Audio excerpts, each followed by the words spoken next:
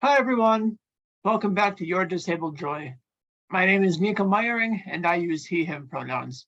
I'm a white man with parted blonde hair, large blue and brown spectacles, and a white and blue checkered t-shirt. That's a button up. I'm seated in front of two bookcases and a purple wall, and like about 25% of the US population, I'm disabled. Non-disabled individuals might see our lives as tragic, sad, even pitiful. But I don't know, guys. I've been disabled a pretty long time now, and I think there's also room for disabled joy. Our disabled community has as many members as it has opinions, which is why I've asked my friend Liliana here with me today to talk about disabled joy. Liliana, hi. Thank you for joining me. Hi, Nico. It's great to be here. I appreciate it. Of course. Can you share a joyful memory with me? It could have to do with your disability, or it could be totally separate. I think a joyful memory for me is I was first diagnosed with this disability my second semester of high school in senior year. And it was a very tumultuous time for me. I was diagnosed with dysautonomia, and it is kind of a very serious condition that a lot of people are sometimes constricted to wheelchairs and things. And for a minute, I lost mobility. I wasn't able to read. I just was a mess for a long period of time, and I had to leave school, go out of, the regular curriculum and enter home and hospital. And I barely graduated high school because of it. And I think for a long time, I was in a state where I was disassociated from my body, but I was able to actualize and realize joy for myself when I started realizing that I didn't have to be the very picture of what society wants us to be in terms of what health is in order to receive that happiness, that I could enjoy life in all of its moments and still be able to have control. And I think that for me, just the actual state of just being like, okay, my life can be full of abundance and happiness without having to go back to who I used to be. I think that just makes me just a very happy person every day. Yeah. That's really fantastic. Liliana, thank you so much for talking about how you went from 1.0 to 2.0, I guess I would say. I feel fortunate to share this story with you. Thank you. So you're getting kind of at my second question, which is how has your disability or your disabled journey kind of interacted with how you pursue joy or how you find that happiness for yourself? So one of the reasons why I wanted to speak with you after looking at your series and things and all the work that you do is because I really wanted to talk to you and to other people who are queer and disabled about what it means to be young and to have those identities.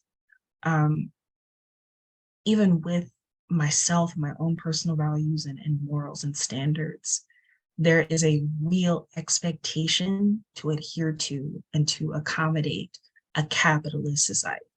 And that just isn't doable for most disabled people. And I think that that's something that probably your other panelists also talked about, but but it's really hard for someone who was young, who was just 19, because there is this very large expectation that when you are young, that you have to take on very arduous, back-breaking roles in order to gain power in corporate or in tech or whatever it is that you choose to do. And so there have been times when I have had to learn on the job in real time how to advocate for myself when I was at a power differential and no one helped me. And at times that has been a barrier to that joy.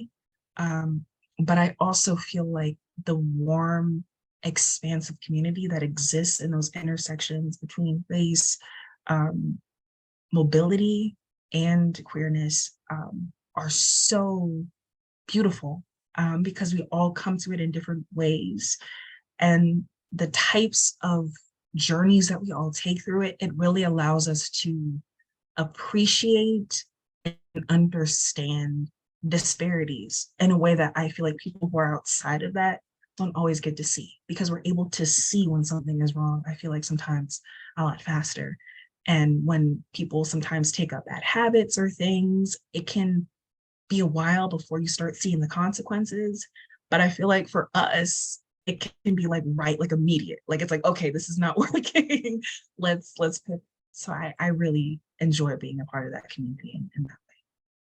Thank you. That was very thoughtful. And I love, especially at the end, as your response kind of veered into disability as oracle, which I really appreciate.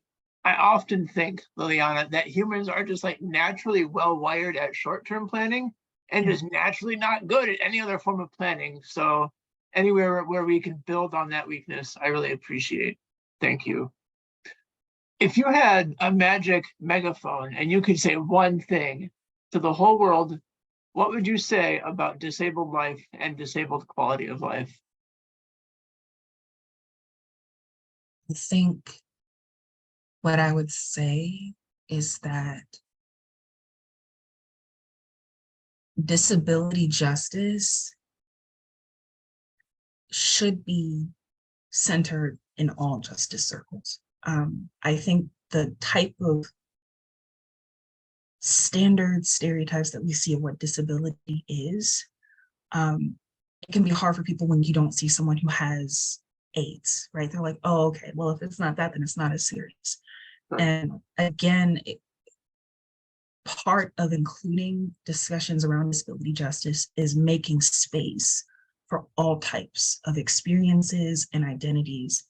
And if you don't include that language from the get-go, then people, whether or not you say, oh, we'll try or not, will not be able to take the time to access that. And I feel like it's necessary in the workplace, it's necessary in your daily life, it's necessary in all places, because there is no one way to be disabled. I don't know. I mean, again, that's something everyone says, but it's true. Like there's just all these pictures of what it's supposed to be, but it's everything. It's everything. And it's expansive and it's abundant. And it's about just seeing someone's humanity at the basic level. Yeah. Yeah, absolutely. I love this because when I was very young, like elementary school kid, I did fall into that thought process that you allude to, which was if I saw someone with a different disabled situation, I played that more disabled, less disabled game when all along we were more alike than we cared to think or could think at that point. Kids are kids. Yeah. Liliana, I've enjoyed our time tonight. Thank you. My last planned question is one that I want to ask all my guests, regardless of project. Is there a recent win that you're celebrating that you want to name and share so that we can celebrate along with you? Or if not, what cool things are you doing? What do you want to promote? Where can people find you online? If you're open to connecting, this is really your chance to brag. So go ahead and step up on that soapbox. Okay. Well, I am a junior research scientist. I do work in critical race theory, intergroup dialogue. I do a lot of work in Black queer feminist studies.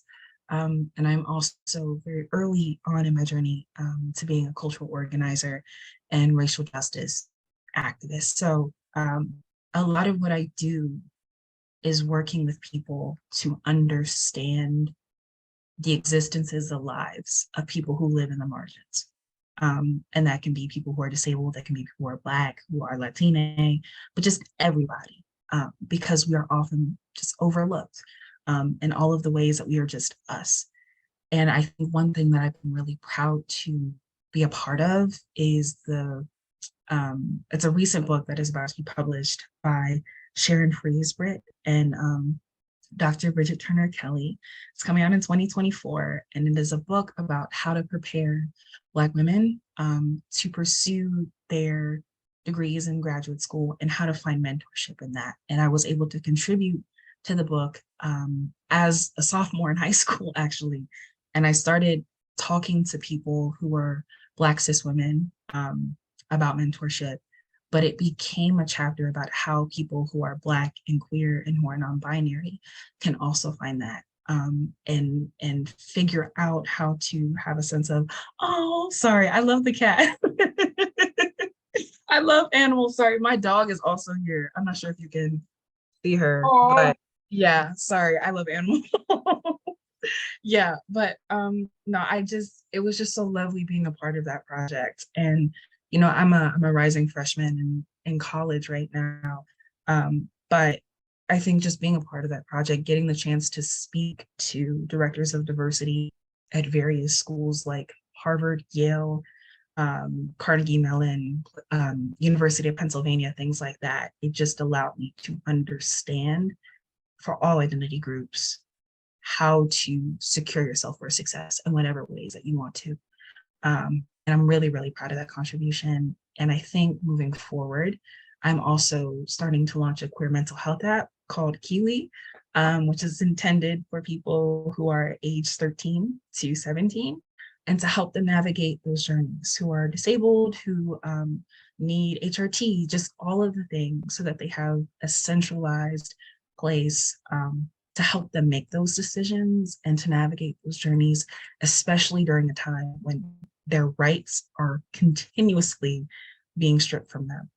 So I'm excited for all those, and I appreciate you holding this space, Nico. of course, Liliana, thank you for that important work that you do. That book that you contributed to that's coming out next year, man, we could use it right now. Fantastic. Thank you so much. Thank you. Audience, tune in next time. And remember, I'm rooting for you.